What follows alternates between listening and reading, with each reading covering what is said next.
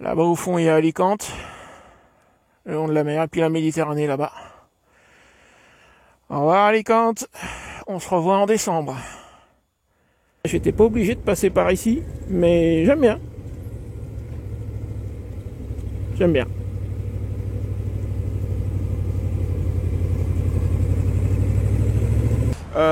J'y suis presque. Quelle heure il est donc 17h20 et j'ai mis du temps. Je suis en retard, hein. Je te l'ai expliqué tout à l'heure, je suis en retard.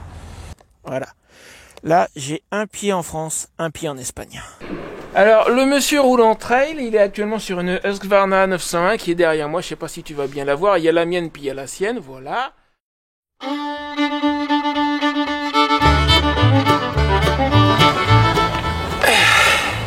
Il est l'heure. Et même plus que l'heure, en fait, j'ai du retard sur l'horaire comme d'habitude. Et ça va se casser la gueule, c'est pas grave. Ouais, je me fixe des horaires, je les tiens jamais. Bref, nous sommes à El Campello, à côté d'Alicante. Il est à peu près 8h du matin. Et là, je charge. Dans une demi-heure à peu près, je pense, je serai parti direction Barcelone, à côté de Barcelone, chez Fernando, juste pour 3 jours. Après, Perpignan, Michel, et encore après, dans une autre vidéo, Christophe anime et l'attelage pour ma future remorque et ensuite nouvelle tente et compagnie. Aujourd'hui, c'est le début d'une grande série, la grande série du printemps. Je suis excité, j'étais pressé de partir. Bon allez, je charge, je file, on va faire un dernier petit tour dans la montagne près d'Alicante. Je suis pas obligé de passer par là, mais j'aime bien quand j'arrive ou quand je repars. Et ce soir, je serai à côté de Barcelone chez Fernando. Allez, et là on charge. Allez, tirons-nous. J'ai presque 1h30 de retard. Je pensais être prêt à partir sur les coups de 8h, au plus tard 8h30. 1h20. Mais ça y est, elle est chargée.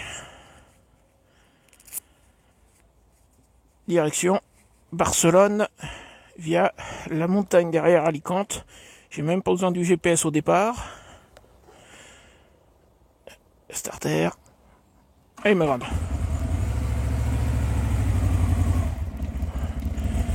Alors, il y a un camping-car qui bloquait à l'accès tout à l'heure. J'espère que je vais pas être obligé de faire le tour. On va savoir. Ah. Elle est froide. Voilà.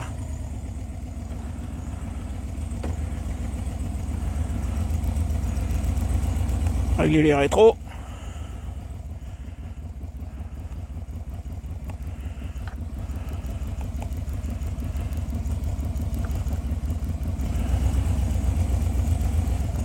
Allons-y. La béquille, c'est fait.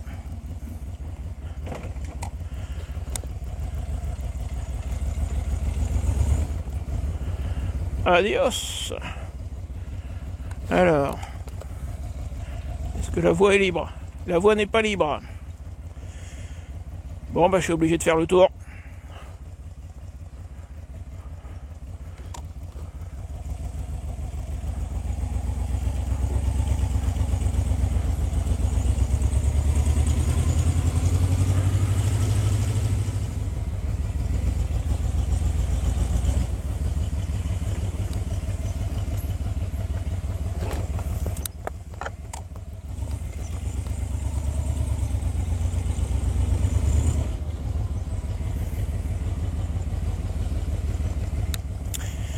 Je m'arrête juste un instant, et dire au revoir à Ravi et le prévenir qu'il y a la chaise et la table qui sont restées, qui sont pas à moi. Lui dire où je les ai prises quand je suis arrivé. Et je te retrouve dans la montagne. Ça me fait encore tout bizarre. Je reviens ici en décembre normalement. Allez, à tout de suite dans la montagne. Nous sommes en train de monter vers un endroit que tu vas peut-être reconnaître si tu suis ma chaîne depuis un certain temps, vers le col de la Carrasqueta. En fait, quand j'ai fait la vidéo sur les raisons de venir visiter Alicante en hiver, la première raison, c'était le fait qu'Alicante soit entourée par la montagne et que du coup, tu peux profiter à la fois de la mer et de la montagne ici. Tu peux être sur la plage le matin, faire une randonnée en montagne l'après-midi si ça te chante. Et pour tourner cette séquence, je me suis rendu exactement à l'endroit où on va passer. Je vais m'y arrêter juste 1 minute rapidement. Il reste que quelques kilomètres, on est en train de monter là vers le col en question. Et après, on ira attraper l'AP7. C'est l'autoroute qui fait toute la côte, qui est gratuite. Pour le moment, elle l'est toujours.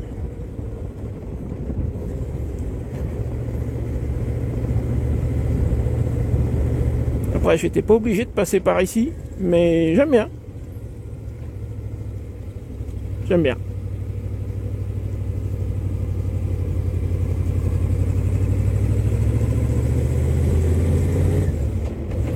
Et comme en plus je vais me taper de l'autoroute tout le long après, autant profiter une dernière fois de la montagne d'Alicante. J'espère que tu en profites aussi. Je sais pas si la caméra est bien mise. J'espère. Hein.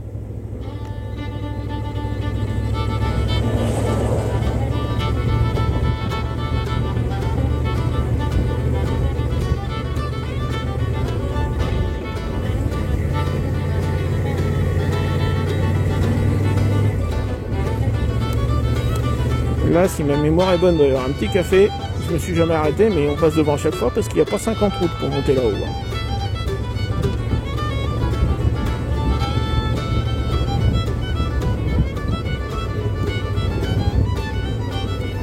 Voilà, petit café avec un parking et un collègue.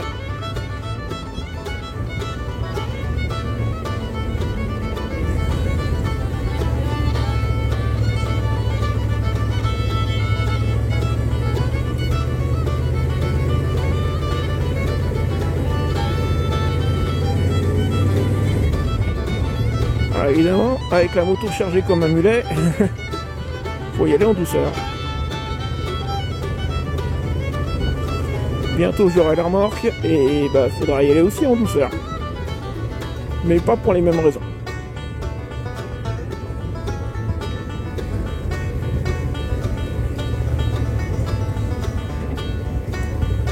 Celui-là je vais même le faire en première. Si j'avais pas les bagages, je serais passé en seconde.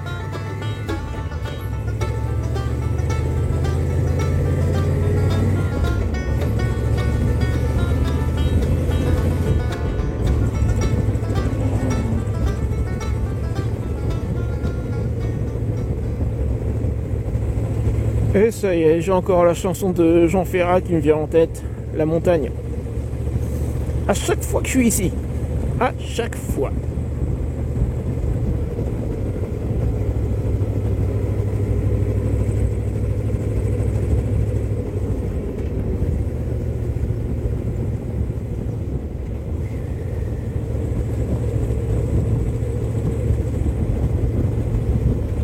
On y est.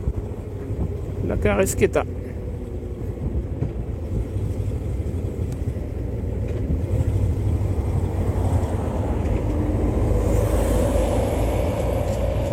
Je vais en profiter pour contrôler un petit peu les bagages rapidement.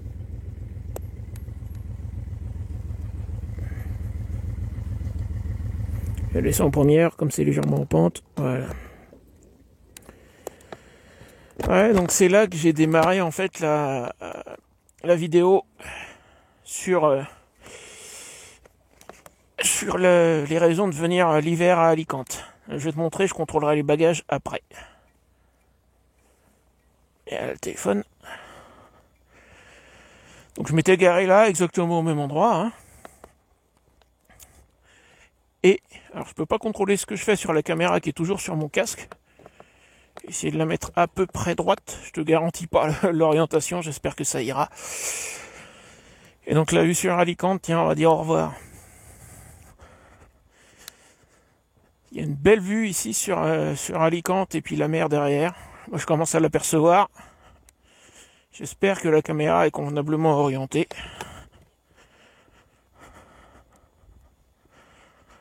Voilà. Là-bas au fond il y a Alicante. Le long de la mer, et puis la Méditerranée là-bas. Au revoir Alicante. On se revoit en décembre.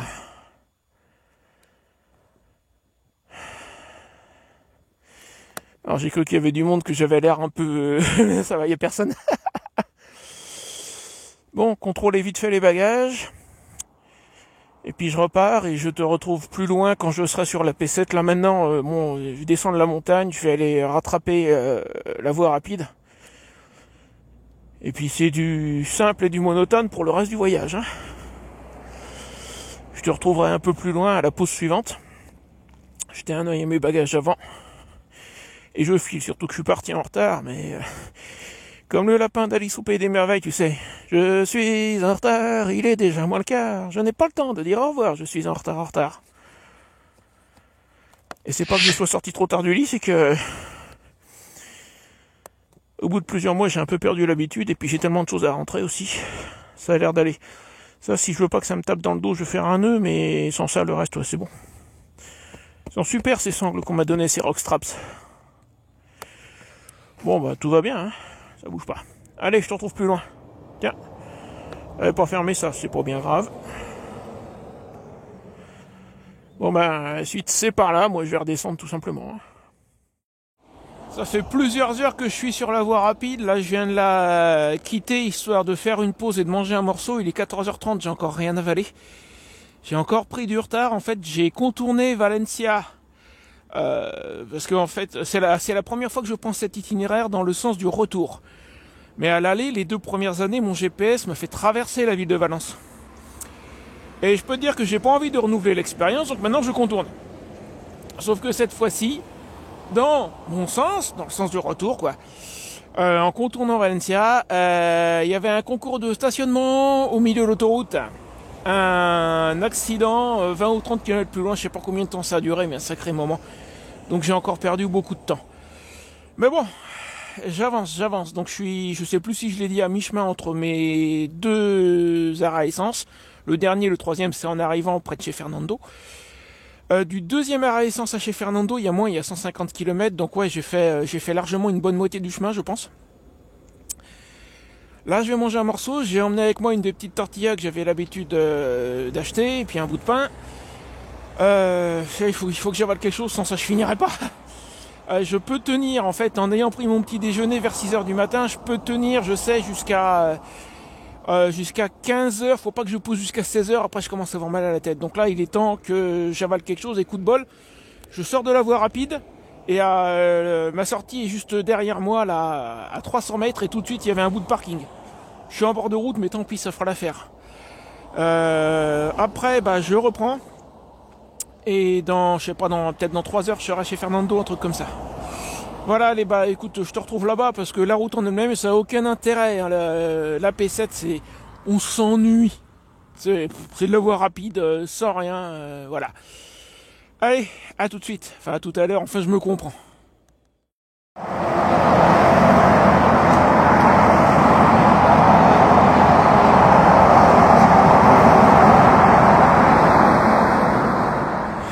La P7, je ne suis plus qu'à une quinzaine de kilomètres de chez Fernando, à côté de Barcelone. J'arrive au bout. Je suis claqué, je serais content d'arriver. C'est l'étape la plus longue en fait sur mon trajet là, dans l'immédiat. J'y suis presque. Quelle heure il est donc à 17h20 et j'ai mis du temps. Je suis en retard, hein. Je te l'ai expliqué tout à l'heure, je suis en retard.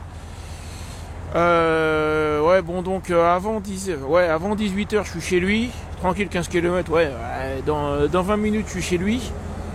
Le temps que je m'installe, au moins le minimum, à 19h je ressors aller faire 3 courses, quoi. Parce que j'ai rien à manger. Ça le fait, ça passe. Les supermarchés ici sont ouverts jusqu'à 21h. Bon, je te laisse là, je te retrouve après. Je finis 15 km, je suis quasiment arrivé, quoi.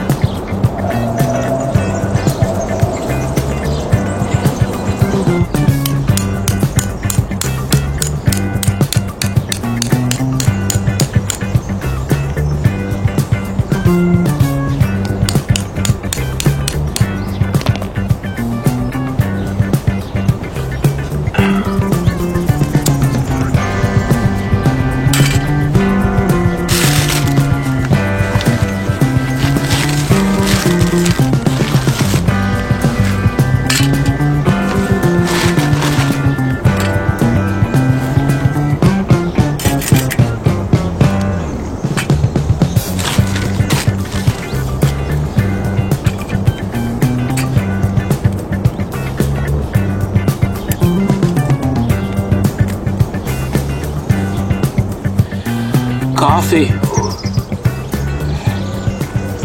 Eh bien là, non. Petit soleil du matin, dernier jour de février, en Catalogne, à 30 km de Barcelone. Je suis arrivé chez Fernando hier soir. Ça, il fait un peu frais, mais c'est le genre de situation que j'adore. C'est calme, tranquille. En plus, je suis, il me dira, fin février, même en Catalogne, à camper, je suis tout seul. Oui, c'est pas forcément étonnant. Oh, il pourrait y avoir un camping-car, un truc comme ça. Non, il n'y a rien. Donc c'est vraiment tranquille. Il y a le soleil qui sort. C'est très très agréable, moi je te le dis. Alors je suis désolé, je n'ai pas j'ai pas eu le courage de filmer quoi que ce soit hier soir en arrivant. Je suis arrivé vers 17h30 comme prévu. Sauf que moi ce que je voulais faire à la base c'était installer juste la tente et puis filer faire quelques courses parce que j'avais rien à manger. Et quand je suis arrivé, Fernando m'a dit que du coup lui aussi il devait aller faire des courses. Alors j'ai profité du taxi, en fait on y allait ensemble. Mais ça a été un peu plus long que si j'y étais allé tout seul. Sauf que l'avantage c'est que j'ai pas eu à ressortir la moto. J'étais vraiment claqué quand même. Elle est longue l'étape Alicante-Barcelone. Longue et ennuyeuse. En plus c'est de la voie rapide sans rien. Voilà, en dehors du petit passage dans la montagne au début. On s'ennuie beaucoup. Mais donc j'ai profité de... Comme Fernando devait aller faire des courses, j'en ai profité. Et le temps que je revienne et que je commence à m'installer, il faisait nuit. Puis en plus, j'ai pas le courage. J'étais vraiment claqué. J'ai un peu galéré d'ailleurs encore avec le problème avec le lit de camp que j'ai décrit dans une vidéo de l'été dernier quand j'ai parlé de mon expérience de, je crois que c'était 7 mois à l'époque avec ce lit. Je te la mets là-haut.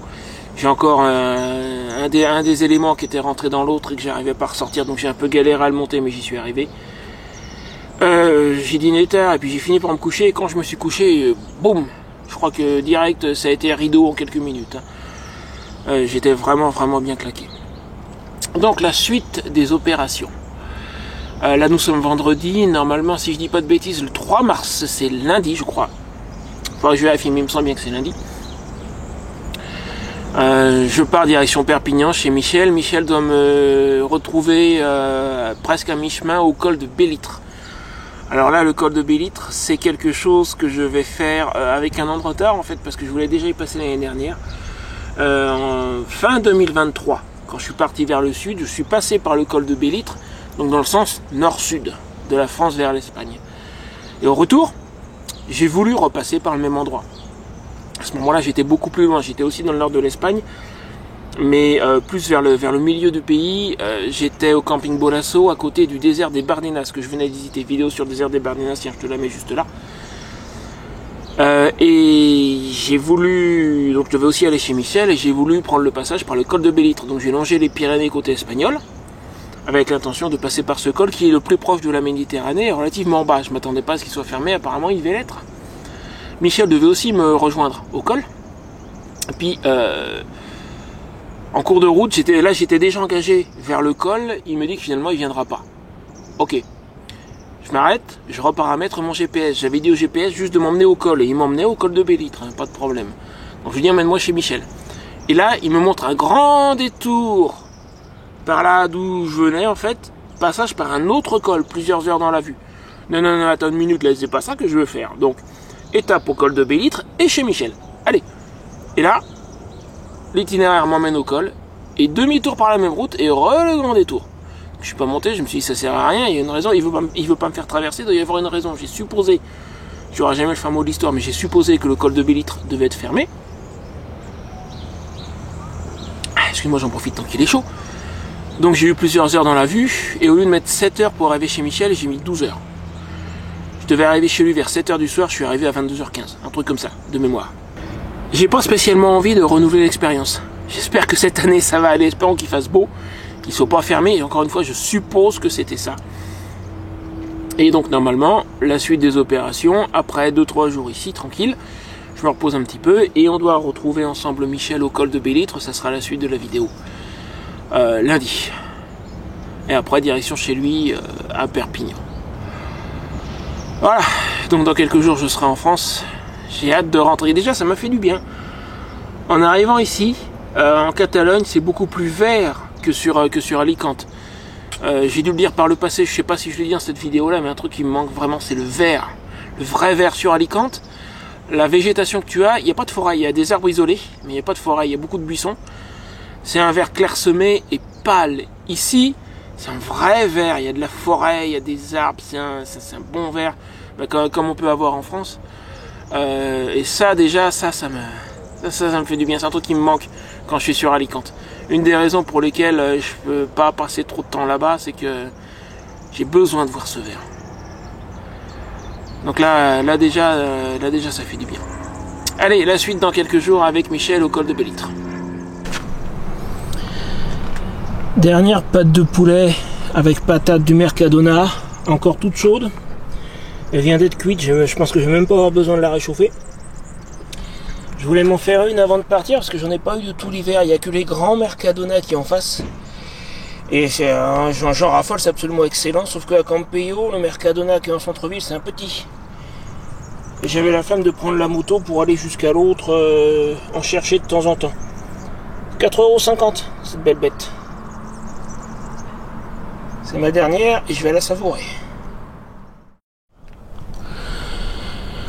Dimanche matin, il est à peu près 6h15. J'ai prévu de partir avec une journée d'avance, histoire d'éviter la pluie. Et ben, la prévision est encore complètement dans les choux, évidemment. Pour changer. Bref, normalement, il ne devrait pas y avoir beaucoup plus que ça. Ça, je pense, c'est la petite pluie qui était prévue pour 20h hier soir, qui est pourvenue. Il y avait juste quelques heures de retard. Je fais mon café, je remballe la tente Lone Rider pour la dernière fois. Et direction chez Michel. Il y a juste quelques heures de route aujourd'hui, c'est limite une promenade de santé. En espérant que ça pleuve plus.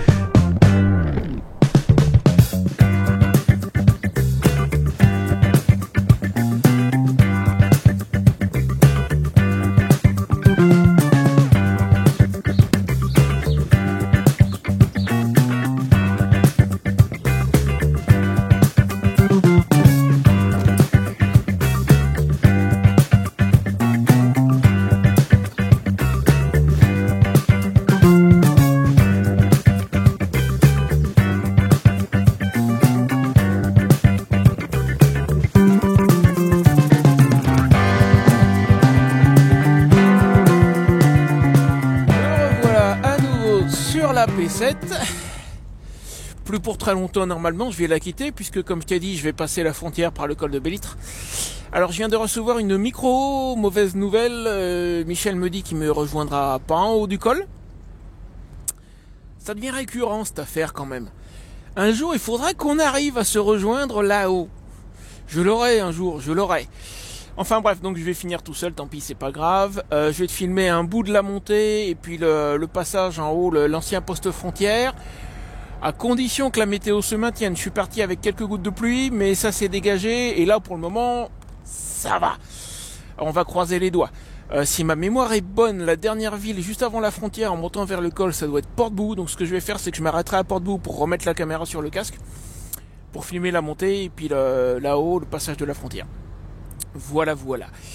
Et puis bah écoute, dans les médias c'est à peu près tout. Moi je continue, il doit me rester une petite heure jusqu'à être là-haut au col. Et puis après, là il n'y a pas longtemps j'ai vu un panneau France 70 km. Mais pour moi ça sera un poil plus puisque je vais dévier. 70 km c'est si je restais sur la P7 pour passer par l'autoroute en gros quoi. Allez, à tout à l'heure, enfin à tout de suite quoi, aux environs de Portbou juste après. Bienvenue dans les Pyrénées. Et encore comme en début de vidéo, Jean Ferrat, tout ça à la montagne. Ça me, je suis désolé. Voilà, j'ai cette référence-là et à chaque fois. Bref, nous ne sommes plus qu'à quelques kilomètres de Portbou, je dirais une dizaine de kilomètres. Il y a déjà un petit moment que j'ai vu un panneau Portbou 21 km, mais j'ai pas tellement pu m'arrêter. Si je devais faire un reproche aux routes espagnoles, c'est que bien souvent, t'as pas d'endroit pour t'arrêter, ou très très peu. Là, coup de bol, j'ai vu cette petite aire de repos, tant que... Oh, ça vaut pas le coup. Bon, derrière moi, il y a des tables, quoi. Pour une fois qu'il y a quelque chose. Donc, donc dans quelques kilomètres, c'est Portbou. Puis le col, et au col, la frontière. où il n'y aura pas Michel, mais c'est pas grave, on s'y arrêtera 2 minutes. Allez, on grimpe. Je vais pas forcément tout te mettre parce que ça fait quand même, je crois, j'ai interrompu le GPS, je ne peux pas écouter le GPS par Bluetooth et enregistrer avec le micro qui est dans mon casque en même temps. Mais au moment où j'ai coupé le GPS après m'être arrêté ici, il me disait 16 km je l'avais programmé pour m'emmener au col. Bon là j'en ai plus besoin, hein. Cette route de toute façon elle va à Port-de-Bouc et de Port-de-Bouc ça va au col. C'est pas compliqué, hein. Il y a qu'à suivre. Une fois à Port-de-Bouc, de toute façon j'aurai sans doute des panneaux dans le pire des cas, mais je pense qu'il va pas y avoir 50 routes. Allons-y.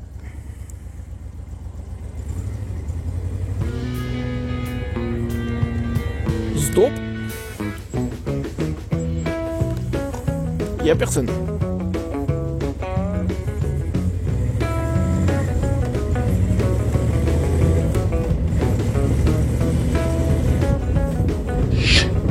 Bonjour les Pyrénées. Il y a longtemps qu'on s'était pas vus, toi et moi.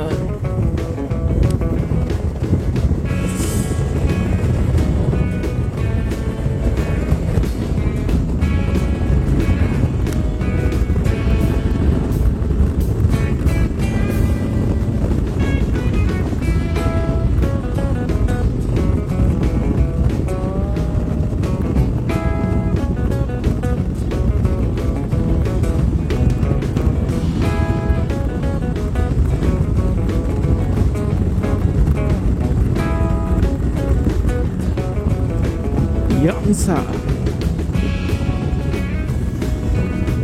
D'ailleurs je suis embêté, j'ai pas pu filmer un truc, il y avait un truc marrant quand j'étais encore sur la P7 tout à l'heure, mais forcément sur la P7 je peux pas m'arrêter. J'ai vu le nom de Perpignan mais en catalan. Perpignan avec un Y et je crois que c'était un A avec accent. Mais du coup je l'ai pas, parce que je pouvais pas m'arrêter pour filmer le panneau. Hein.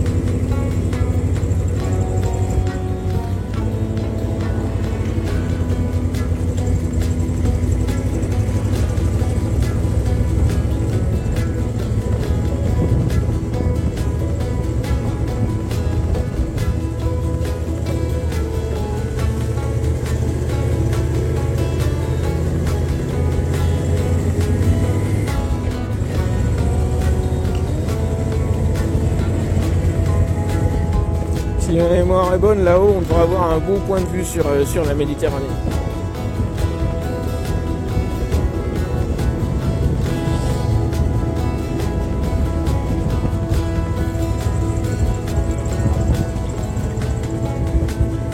Si ça se trouve, les motards que je croise depuis tout à l'heure sont des Français qui partent en Espagne au printemps. Je dois être le seul Maboul à rentrer en France le 2 mars.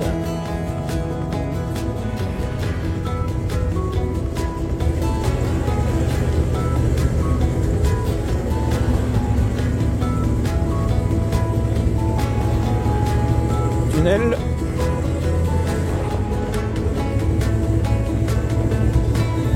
Ah bah ça va, mon téléphone ne va pas perdre le signal GPS s'il est pas en mode GPS.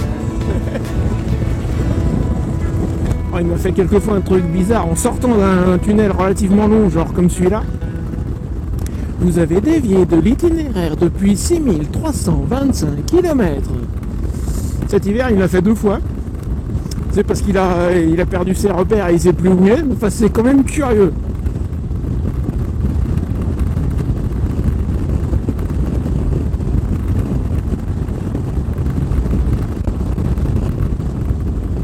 Donc là, pour le coup, il me le fera pas.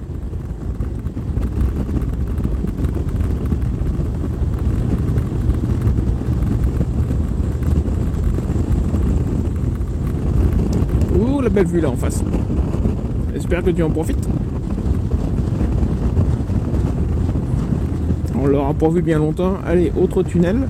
Ah, c'est une route de montagne quoi.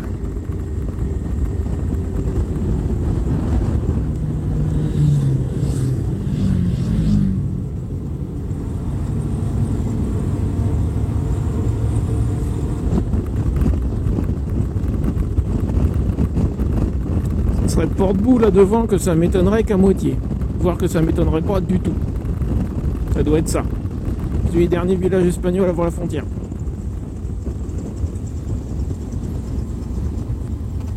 Ouais, c'est Port-de-Bouc. Voilà.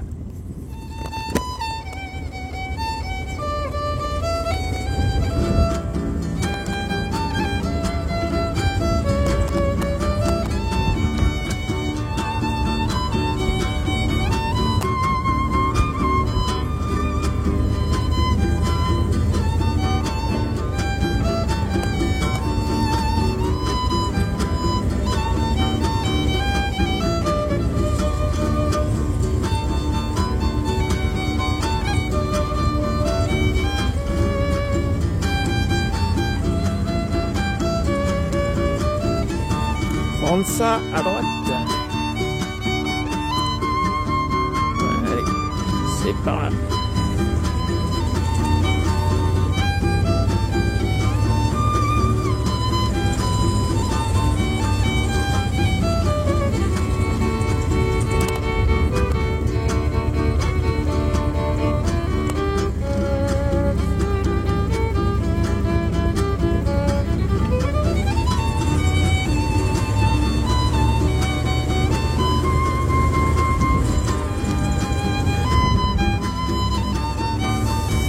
Et le panneau qui est encore França à droite. Je sais pas si je le prononce correctement, c'est écrit en catalan. En espagnol, ça sera Francia avec un I. Là, c'est avec un C cédille.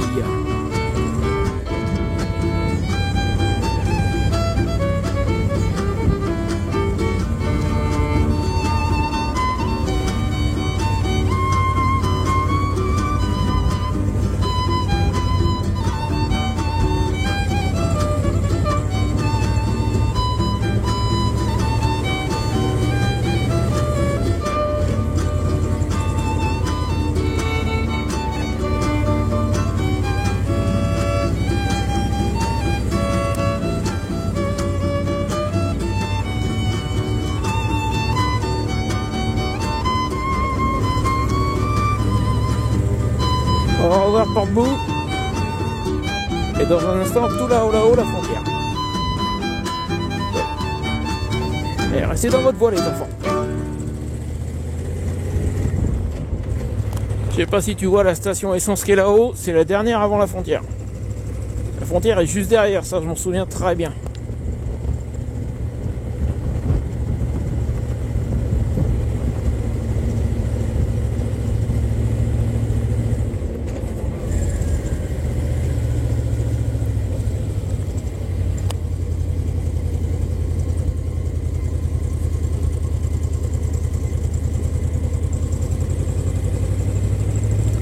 Et du coup, dans un instant, ça sera au revoir l'Espagne.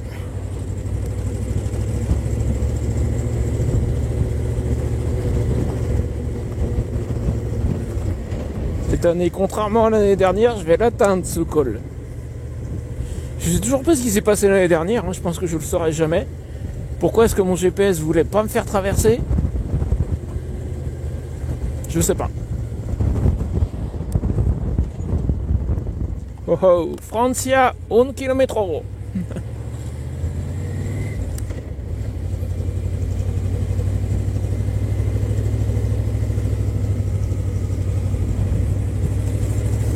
Enfin, j'y vais doucement, je me concentre. T'as vu le camping-car et puis la camionnette là tout à l'heure. Faut dire que la route est étroite et ils avaient tendance à un petit peu déborder de leur voie.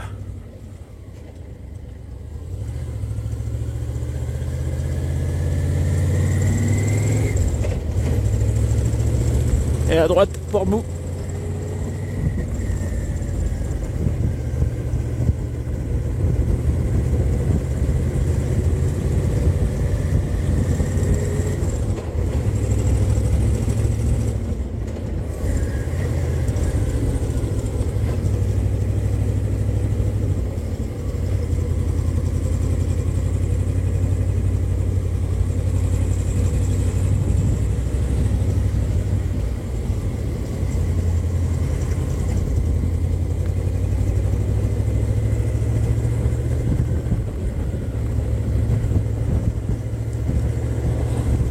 La dernière station essence. Elle est pas particulièrement économique, celle-là, c'est pas la peine que je m'arrête.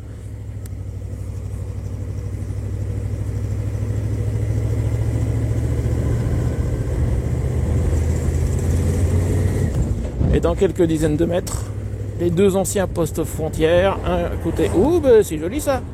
C'est joli, mais ça devrait rester dans sa voie. Ouais, les deux anciens postes frontières, un côté espagnol, un côté français.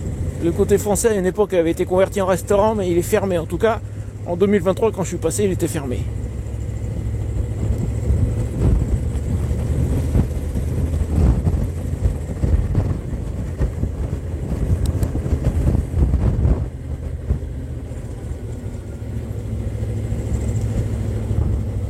Voilà, l'espèce de truc qui fait un peu château, là, qu'on aperçoit derrière le talus, c'est je pense, l'ancien poste frontière espagnol. J'ai jamais pu vérifier si c'était bien ça, mais je pense que c'est ça. Et là, on va passer en France. Donc ça, je pense que c'est l'ancien poste frontière espagnol. Et là, tu vois l'asphalte qui change. Et ben, boum. Vas-y, que moi, je veux m'arrêter.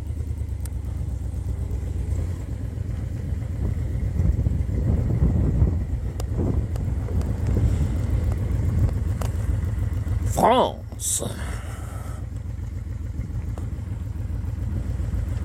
Et l'ancien poste frontière français est juste un tout petit peu plus bas. Je vais m'arrêter là 2 minutes. J'espère que la caméra filme toujours. Sans ça, je vais être emmerdé. Donc que je descende de la moto. C'est un peu acrobatique. Avec tous les bagages. Dis-moi que tu filmes toujours, toi. Yes, elle filme toujours. Alors, je récupère le téléphone.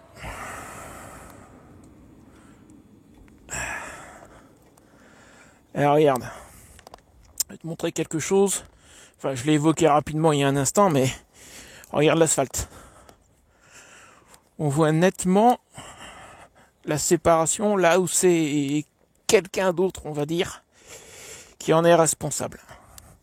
Voilà. Là, j'ai un pied en France, un pied en Espagne. Et ça, a priori, c'est l'ancien poste frontière espagnol. Je vois pas ce que je filme, hein. La caméra est toujours sur le casque. Là, on est en Espagne. Il y a quelques secondes, on était en France. Et ça, devant, si ma mémoire est bonne, c'est un monument qui commémore le passage des rebelles catalans sous Franco, je crois. C'est marqué là, il me semble. Monolithe franquiste du col de Bellitre, c'est ça. Enfin, ça a à voir avec Franco, en tout cas. Hein. Ça, c'est certain.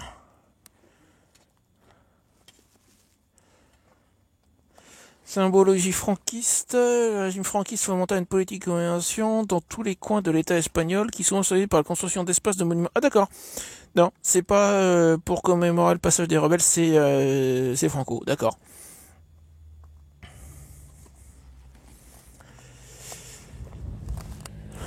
Salut collègues. Ah bah, beaucoup de collègues encore. C'est normal, c'est une route à moto.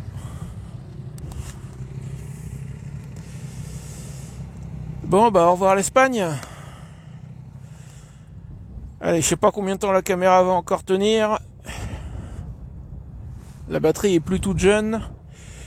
Je vais te retrouver avec Michel pour te le présenter. Il est pas venu jusqu'ici, mais je vais quand même faire en sorte de te présenter. Et donc là, je suis en France. Yes, enfin.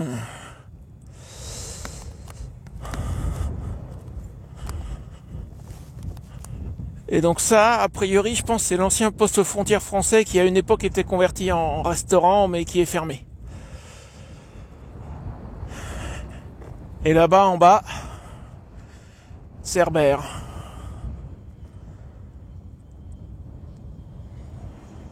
Content d'être rentré. Il y a encore des motards qui montent. Content d'être rentré. Oui, rentré depuis 3 mètres, mais rentré. Allez, je vais remettre le GPS. Il doit me rester, je sais pas, une 50aine de kilomètres jusque chez Michel. Tranquillo. À tout à l'heure.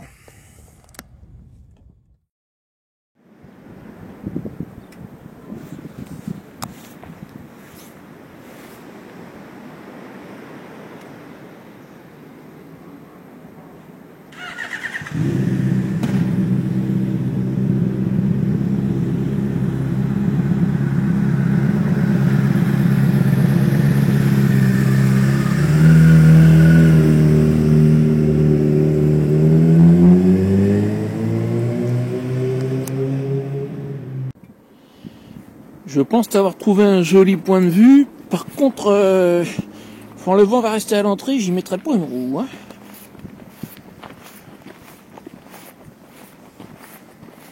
Je vais pas aller trop loin. Il y a les bagages et la clé dessus. J'aime bien avoir un œil dessus.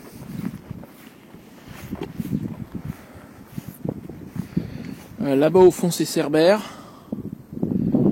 Vue sur la Méditerranée. Il y a peut-être... un point de vue là-bas. Attends, je vais y aller voir, mais alors si je vais jusque là-bas, je retire la clé.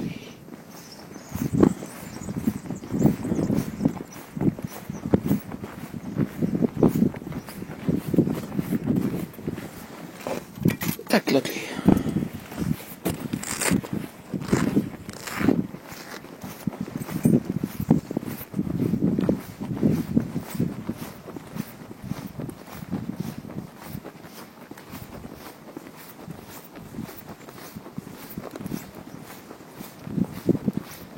Boire un coup. J'ai encore de la route.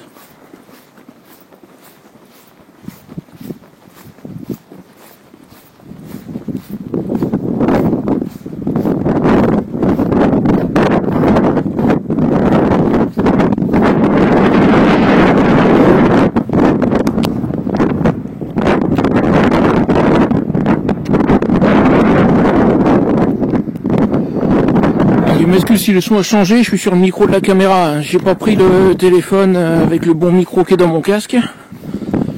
La batterie du téléphone est complètement flagada et tout à l'heure, juste en faisant quelques photos, il s'est éteint tout seul encore une fois. Quand je l'ai rallumé, elle était à 60% alors qu'elle était chargée juste avant.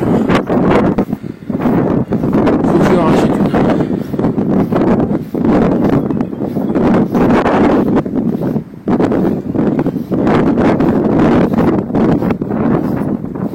Pas mal comme point de vue.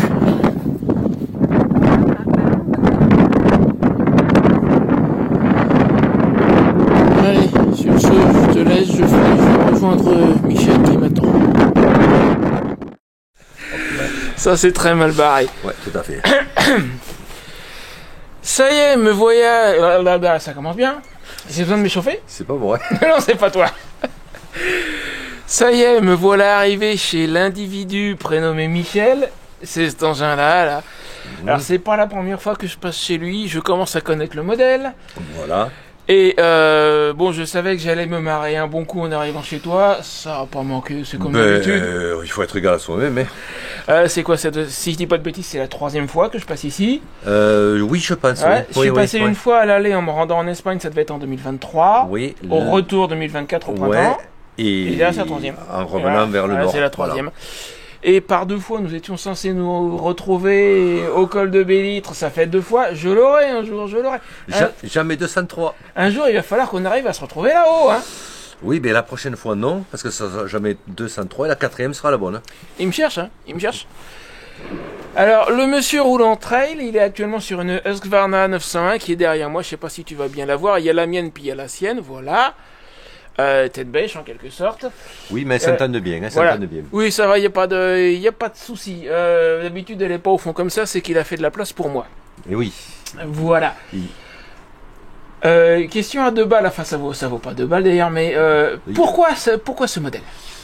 Alors pourquoi? Parce que donc je suis un jeune vieux motard, j'ai passé mon permis en 59, j'ai commencé avec une KTM 1050 Adventure, un trail qui était plutôt routier, et comme je voulais faire de la route mais aussi du chemin et un peu d'off-road, il me fallait une moto plus légère, avec un centre de gravité plus bas, tout en ayant des débattements et une garde au sol plus importante. Et je voulais garder un peu la dynamique d'un moteur KTM, donc la Husqvarna correspondait, donc Husqvarna appartient à KTM, hein, ce modèle correspondait tout à fait au cahier des charges qui avait été défini. D'accord. Voilà. Et donc maintenant tu te balades un peu partout, il est prévu que tu ailles faire un tour en Corse d'ailleurs. Faudra que tu nous racontes ça. Ben tout à fait, normalement, c'est acté, c'est réservé. Le 26 mai on part de Marseille et on ne revient que le 10 juin. Eh ben il faudrait que tu nous racontes tout ça. Et ben on verra, bon, peut-être des photos, on verra, on verra. Bon bah écoute, je te remercie encore une fois chaudement de ton hospitalité. Eh bien avec plaisir. Quant à nous, alors la série, comme je disais en début de vidéo, ne fait que commencer. Si t'es pas encore abonné, abonne-toi. Moi. Wow. Il y a, les motos s'entendent, mais les chiens pas obligatoirement. Je vais pas les avoir, mais on les voit plus, c'est pas grave. Je sais plus ce que je disais. Oui, donc c'est le début d'une longue série. Moi, dans 2 jours, c'est direction Nîmes chez Christophe pour aller fabriquer l'attelage pour Font-le-Vent, parce que pour le moment, pour pouvoir emmener la remorque, il manque quelque chose. Et en attendant, si tu as envie de te faire plaisir, avec Michel, on a déjà fait une vidéo notamment où il a raconté son expérience et comment et pourquoi il a passé le permis moto sur le tard.